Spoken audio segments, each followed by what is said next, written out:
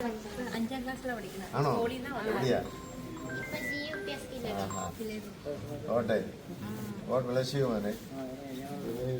ഇന്നലെ എനിക്ക് വളരെ സന്തോഷം തോന്നി.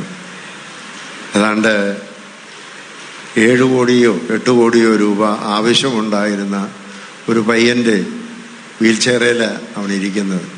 അവരുടെ പയ്യൻ്റെ ചികിത്സ 8 കോടി രൂപ ഉണ്ടെങ്കിലേ ചികിത്സ നടത്താനൊക്കെ ഉള്ളൂ. 3 വർഷത്തിന് മുമ്പാണ്. അപ്പോൾ കോട്ടയത്താണ്. കോട്ടയത്ത് പുത്തനങ്ങാടി കാരാപ്പുഴ അപ്പുറമാണ്. ഹിന്ദു പയ്യനാണ്.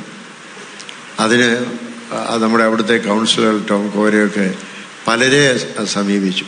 അന്ന് ഞാനും നമുക്ക് അന്ന് സഹോദരൻ പദ്ധതി നമ്മൾ തുടങ്ങുന്ന കാലഘട്ടമാണ്. തുടങ്ങിയിട്ട് 2ാമത്തെ വർഷം. അപ്പോൾ ആവശ്യപ്പെട്ടു 8 കോടി രൂപ ഉണ്ടാവണം, അനേകർ സഹായിക്കുന്നു, തിരുമേനിയും എന്തെങ്കിലും ചെയ്യണം. നമ്മൾ അധികം നമുക്ക് കൊടുക്കാനില്ല. നമ്മൾ 1 ലക്ഷം രൂപ മാത്രമേ കൊടുത്തുള്ളൂ. ആ 1 ലക്ഷം രൂപ കൊടുത്തു. ഏതായാലും അവർ കളക്ട് ചെയ്ത് 8 കോടി രൂപ സമാഹരിച്ചു. ആ കുഞ്ഞിൻ്റെ ട്രീറ്റ്മെൻറ്റ് ഭംഗിയായിട്ട് നടന്നു.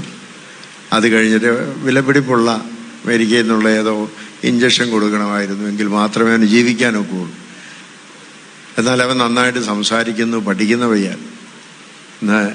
ഇന്നലെ എനിക്ക് വളരെയധികം സന്തോഷം തോന്നി.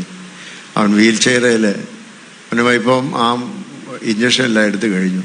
ഇപ്പം മരുന്ന് മാത്രം മതി. ആ മരുന്ന് ഗവൺമെൻറ്റിൽ നിന്ന് അവന് സൗജന്യമായി കൊടുക്കുന്നുണ്ട്. അതായത് ഏജൻസി മുഖാന്തരം അവനുണ്ട്. അവനൊരു വീൽ ചെയറിൽ വന്ന് ഞാനവിടെ വളരെ ധൃതി വെച്ച് പരുമല ആശുപത്രിയിലെ ഒരു പ്രോഗ്രാമിന് പോരാനായിട്ട് 2-3-4 മീറ്റിങ്ങുകൾ ഉച്ച കഴിഞ്ഞ് നടത്തി കഴിഞ്ഞിട്ട് ഇറങ്ങുന്ന സമയത്ത് ആ പയ്യൻ ഒരു വീൽ ചെയറിൽ വന്ന് അവൻ്റെ അപ്പനും അമ്മയും ഒരു ബർത്ത്ഡേ കേക്കും കൊണ്ട് വന്ന് എൻ്റെ അടുത്ത് വന്നു. എനിക്ക് ഒട്ടും സമയമില്ല. ഞാൻ പറഞ്ഞു, മോനെ, നിന്നെ കണ്ടതിൽ എനിക്ക് സന്തോഷമുണ്ട് എന്ന് പറഞ്ഞ് ഞാൻ അവൻ കൊണ്ടുവന്ന ഒരു കേക്കെന്ന് പറയുന്നത് ലോകത്തിലേക്ക് ഏറ്റവും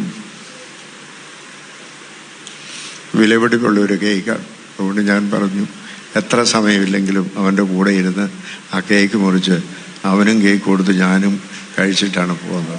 അതിൻ്റെ സന്തോഷം, ആ അന്ധകാരത്തിൽ നിന്ന് അവനൊരു വലിയ അവനും മാതാപിതാക്കളും എത്ര കണ്ണീര് പൊഴിച്ചുകൊണ്ടാണ് ഇന്നലെ അവിടെ നിന്നതെന്ന് ഞാൻ ഓർക്കുകയാണ്. അങ്ങനെ അനേകരെ സഹായിച്ചിട്ടുമുണ്ട്. ഞാൻ പറഞ്ഞത്, ഇങ്ങനെയുള്ളതായ കരയുന്ന മുഖങ്ങളുള്ള ഒരു നാട്ടിലാണ് നമ്മൾ ജീവിക്കുന്നതെന്ന് മനസ്സിലാക്കി അവരുടെ കരച്ചിൽ മാറ്റുന്നതാണ് നമ്മുടെ ജൂബിലിയുടെ നിറവെന്ന് പറയുന്നത്.